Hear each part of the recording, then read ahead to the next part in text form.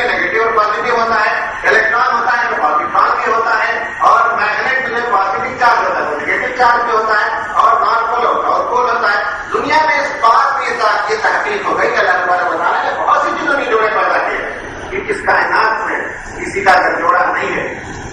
صرف اللہ تبارک و تعالیٰ ہے۔ اسی لیے کہا گیا سبحان الذی خلق الازواج، پاک ہے وہ پروردگار، اس کا کوئی جوڑا نہیں ہے، باقی ساری چیزوں کو اس جوڑے کی شکل میں پیدا کیا۔ انسان کو بنایا تو عورت کو بنایا، اور انسان کے جنسی خواہش، مرد کے جنسی خواہش کا محل وہ پلیس ہے، وہ مقام ہے جہاں وہ عورت کے پاس جا کر اپنے جائز خواہشات کو پوری کرتا ہے۔ لیکن اللہ تعالیٰ بتا رہے ہیں کہ جو لذت رکھی ہے سیکس کے اندر، جنس کے اندر، وہ ایک ذمہ داری کے ساتھ اللہ تعالیٰ نے باندھ کیا ہے۔ صرف لذت کا پانا نہ ہو انسان، صرف لذت کی جو ہے پانا نہ کرے، بلکہ اس کے ساتھ ایک ذمہ داری ہوتی ہے کہ وہ سماج کے بچوں کو پیدا کرے، اور بچوں سے سماج بنتا ہے، خاندان بنتا ہے، خاندان سے سماج، اور سماج سے پورا ملک بنتا ہے۔ اگر کوئی ذمہ داری قبول نہ کرنا چاہے، بیوی کے پاس نہ جانا چاہے، بچے پیدا نہ کرنا چاہے، اور آزاد زندگی بسر کرنا چاہے، صرف اپنی جنسی خواہش کو پوری کرنا چاہتا ہے، تو اس کا مطلب ہے کہ یہ فرد غیر ذمہ دار ہے، اسے کوئی ذمہ داری نہیں ہے۔ جب اس کے بڑھنے کا زمانہ آیا تو اسے سماج سے لیا، باپ سے لیا، ماں سے لیا، پھوپھا، نانا، چچا، پھوپھی، خالہ، سب سے پرورش کی،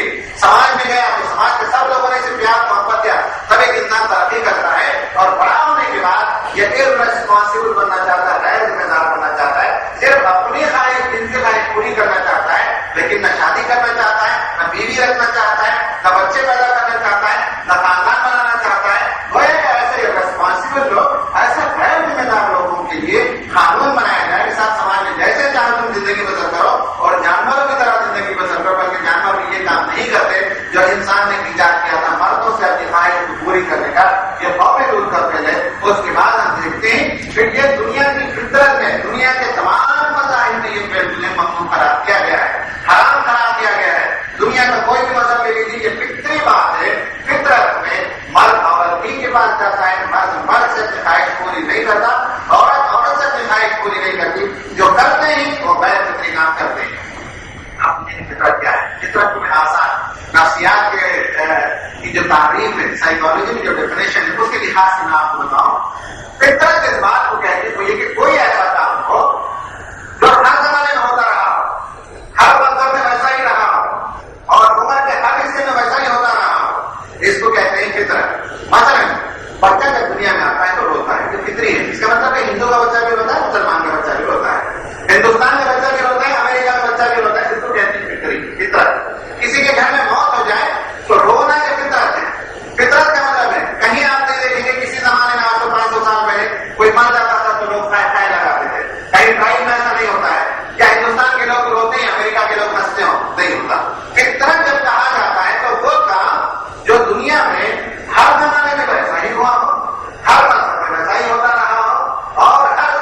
میل اور فیمیل میں ویسا ہی ہوتا رہا ہو، اس کو کہتے ہیں فطرت۔ سیدھے ہاتھ سے کرنا فطری ہوئے کیا دنیا بھر میں دیکھ لیجیے، مذہب کا کوئی تعلق نہیں ہوتا ہے، ہر آدمی سیدھے ہاتھ سے کرتا ہے، بعد میں بائیں ہاتھ سے کھانے کا فیشن ہو گیا۔ تو فطرت جب کہتے ہیں تو یہ مرد عورت سے اپنی جنسی خواہش پوری کرنا یہ فطری ہے، اور ہزاروں سال کی تاریخ اٹھا کر دیکھ لیجیے تو مرد عورت ہی سے اپنی جنسی خواہشات کی تصدیق کرتا رہا ہے۔ ہر مذہب کے اندر، ہندو ہو، عیسائی ہو، بدھسٹ ہو یا مسلمان ہو، مرد عورت ہی سے اپنی تصدیق کرتا رہا ہے۔ انڈیا کا ہو یا امریکہ کا ہو یا افریقہ کا ہو یا لیٹن امریکہ کا ہو، فطرت جب کہتے ہیں تو دنیا میں یہ رائے شدہ نظام ہے کہ مرد اور عورت سے اللہ نے جوڑا بنایا، اس سے خاندان بنتا ہے، اور ایک دوسرے کی خواہشات پوری کی جاتی ہیں۔ لیکن ہم دیکھتے ہیں کہ تاریخ میں بڑا زوال آیا۔ سب سے پہلے ایک زوال یہ آیا، آپ ذرا غور سے آپ دیکھیے، پہلا زوال تو یہ آیا کہ خاندان میں جو شادی ہوتی تھی، جسے انگریزی زبان میں ارینج میرج کہا جاتا ہے، ادھر سے لڑکے کے گھر کے لوگ جاتے ہیں اور لڑکی کے گھر والوں سے رشتہ پوچھا جاتا ہے کہ کیا آپ اپنی بیٹی کو دیں گے،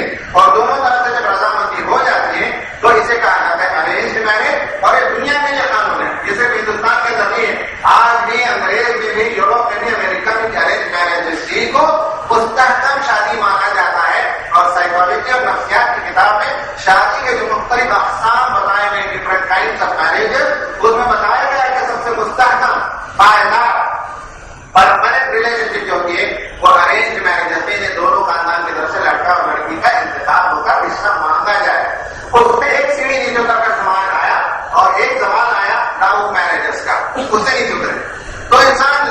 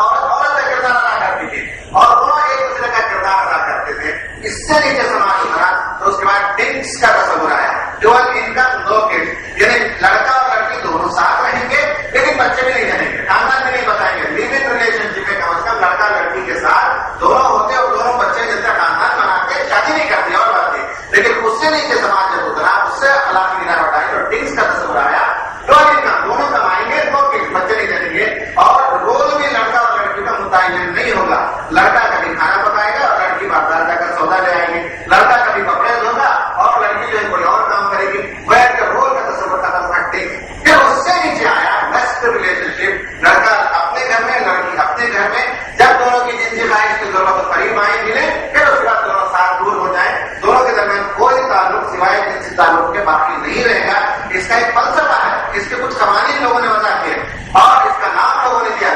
اس کا نام ہے نیکسٹ ریلیشن شپ۔ پھر اس سے نیچے اترے تو لڑکا اور لڑکی کا تعلق ہی ختم ہو گیا، لڑکا لڑکے سے اور لڑکی لڑکی سے دونوں اپنا خواہشات کو پوری کریں گے، یہ تصور آ گیا۔ اس تصور کے نتیجے میں انسان اکیلا رہنا چاہتا ہے، سماج کوئی ذمہ داری قبول نہیں کرنا چاہتا اور لڑکی کے ساتھ بھی نہیں رہنا چاہتا، بلکہ اپنی جنسی خواہش پوری کرنے کے لیے کچھ کام کر لے گا، اس کے بعد وہ آزاد رہنا چاہتا ہے، سماج میں نہ خاندان بچانا چاہتا ہے، نہ شادی کرنا چاہتا ہے، نہ بچے دینا چاہتا ہے، نہ سماج دینا چاہتا ہے۔ یہ بدفعلی، یہ بدکاری، یہ فحاشی دنیا کے ہر زمانے میں سے فحاشی ہی تسلیم کیا گیا، گناہ ہی تسلیم کیا گیا، لیکن ادھر کچھ نامعقول لوگ ہیں جو ابھر رہے ہیں اور اسے جائز قرار دینے پر تلے ہوئے ہیں۔ اب تھوڑا سا میں فلسفے کی زبان میں بتاؤں گا کہ یہ کیسے شروع ہوا اس موومنٹ